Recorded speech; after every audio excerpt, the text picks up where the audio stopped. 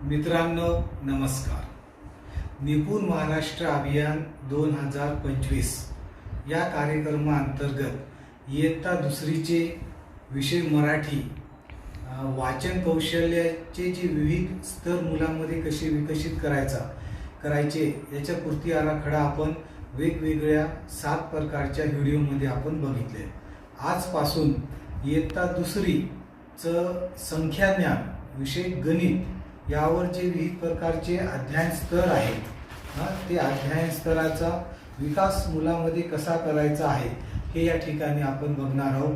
किंवा गणिताचे अध्ययन स्तर विकसित करण्यासाठी कृती आराखडा हा कशा प्रकारचा असायला पाहिजे हे या ठिकाणी आपण बघणार आहोत. मित्रांनो, या ठिकाणी मी तयार केलेला कृती कार्यक्रम आराखडा या ठिकाणी दिसत आहे.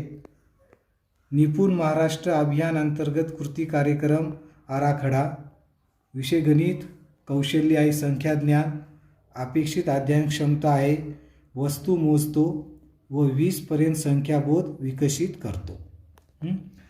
आता हे कौशल्य आणि ही क्षमता पूर्ण करण्यासाठी एकूण 11 अध्ययन स्तर दिले आहेत. मग हे अध्ययन स्तर विकसित झाले, या अध्ययन स्तरावर कार्य झाले तर हे कौशल्य आणि क्षमता मुलांना येते. आता या ठिकाणी कृती आराखडा आपण या ठिकाणी बघत आहात. सुरुवातीला अनुक्रमांक घ्यायचं, विद्यार्थ्यांचे संपूर्ण नाव, स्तर, अध्ययन कृती, उपक्रम, शैक्षणिक साहित्य, साधने, कालावधी बघा. आणि त्याच्यानंतर विद्यार्थ्यांची नोंद, प्रतिसाद या ठिकाणी आपण घेतलेला आहे. आणि सर्वात महत्त्वाचं म्हणजे पालकांचा सहभाग करिता कृती किंवा पालकांना देण्यात येणाऱ्या सूचना. हा कार्यक्रम 1.5 महिना सुट्ट्याच्या कालावधीमध्ये चालणार आहे, म्हणून पालकाचा सहभाग घेणं याच्यासाठी खूप आवश्यक आहे. तुम्ही या ठिकाणी बघत आहात विद्यार्थ्याची संपूर्ण नावाखाली कोरे नावं आहेत. जेव्हा तुम्हाला याची PDF मिळेल तेव्हा या स्तरावर असलेल्या विद्यार्थ्याची नावं या ठिकाणी तुम्ही लिहायची आहेत. तुमच्या विचारानुसार जो कालावधी लागतो स्तर विकसित करण्यासाठी तो कालावधी या ठिकाणी नोंद करायचा आहे. त्याच्यानंतर विद्यार्थ्याचा प्रतिसाद या ठिकाणी दिलेला आहे आणि काही प्रतिसाद तुम्हीसुद्धा लिहू शकता, तुम्हालासुद्धा लिहिता येईल. बघा, आता पहिली स्तर आहे 0 ते 9 संख्या क्रमाने म्हणता येत नाहीत.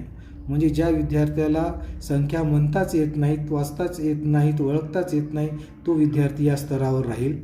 आता दुसरा अध्ययन स्तर आहे 0 ते 9 संख्या क्रमाने म्हणतो. मग हा अध्ययन स्तर विकसित करण्यासाठी मुलांमध्ये कोणकोणते उपक्रम कृती घेणार आहोत ते आपण बघणार. पहिलं आहे 0 व 1 ते 9 अंकाचे क्रमाने वाचन घेणे. 0 व 1 ते 9 अंकाचे न बघता म्हणा लावणे त्यांना अंक. 1 ते 9 अंकाचे कार्ड योग्य क्रमाने लावणे. 0 व 1 ते 9 अंकाचे सरळ रेषेत आडवे वाचन घेणे, म्हणजे डावीकडून उजवीकडे. 0 व 1 ते 9 अंकाचे सरळ रेषेत आडवे उलट वाचन घेणे, म्हणजे 9 ते 0. 0 व 1 ते 9 अंक क्रमाने जोडा लावणे. समजा इतरत्र 1 2 3 4 ठिकाणी असे अंक असतात, जसं आपण चित्रामध्ये असतात अंक दिलेले. मग 0 1 2 3 4 या पद्धतीने त्यांना क्रमाने जोडा लावणे. सांगितलेला अंक दाखव किंवा गोल कर. आपण एखादा अंक सांगायचा आणि त्या अंक त्याला गोल करता आला पाहिजे किंवा ओळखता आलं पाहिजेत. सांगितलेल्या अंकाचे कार्ड उचलणे.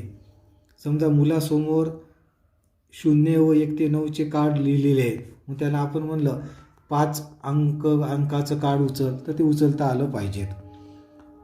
1 अंक सांगितल्यास पुढील सर्व अंक सांगता येणे. उदाहरणामध्ये जर आपण 3 म्हणलं, 4 5 6 7 8 9 हे अंक त्याला सांगता आले पाहिजेत. रिकाम्या चौकटीत योग्य अंक सांग.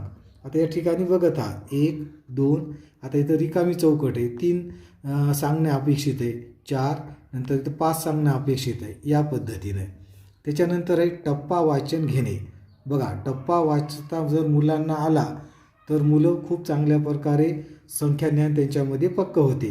2, 4, 6, 8, नंतर 3, 7, 9 या पद्धतीनं.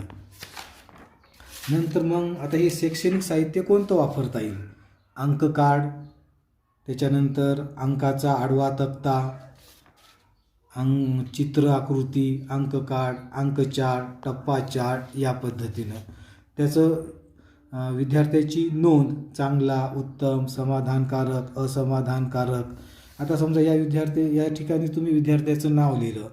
जर या ठिकाणी चांगला प्रतिसाद आहे, जर चांगला नाही दिला तर त्याच्या जागी आपण त्यांनी जो असमाधानकारक दिला असेल तर असमाधानकारकाची नोंद आपण या ठिकाणी घेणे अपेक्षित आहे.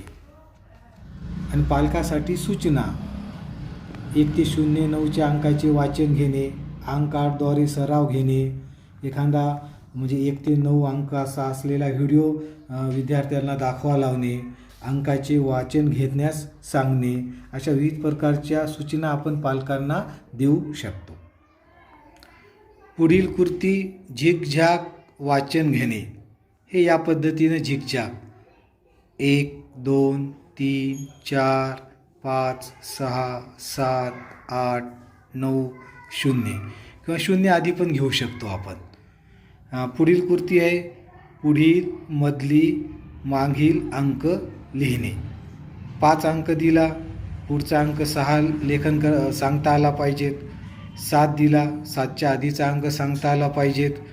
3 आणि 5 याच्यामधला अंक त्याला सांगता आला पाहिजेत. पुढील, मागील 3 अंक लिहिणे. आता याआधी फक्त आपण नंतरचा एकच अंक, आधीचा एकच अंक, मधला एकच अंक हे आपण घेतला. परंतु आता 3 दिलं तर 3च्या पुढे जे दुसरे 3 अंक असतात ते सांगता आले पाहिजेत. 1, 4, 5, 6. त्याच्यानंतर आज जर 9 दिलं तर 9च्या आधीचे 3 अंक 8, 7, 6 हीच त्यांना सांगता आली पाहिजेत. अंकगाणे म्हणा लावणे. अंकाचं गाणं असेल तर अंकगाणे म्हणण्याची कृतीसुद्धा आपण त्याच्याकडून करून घेऊ शकतो.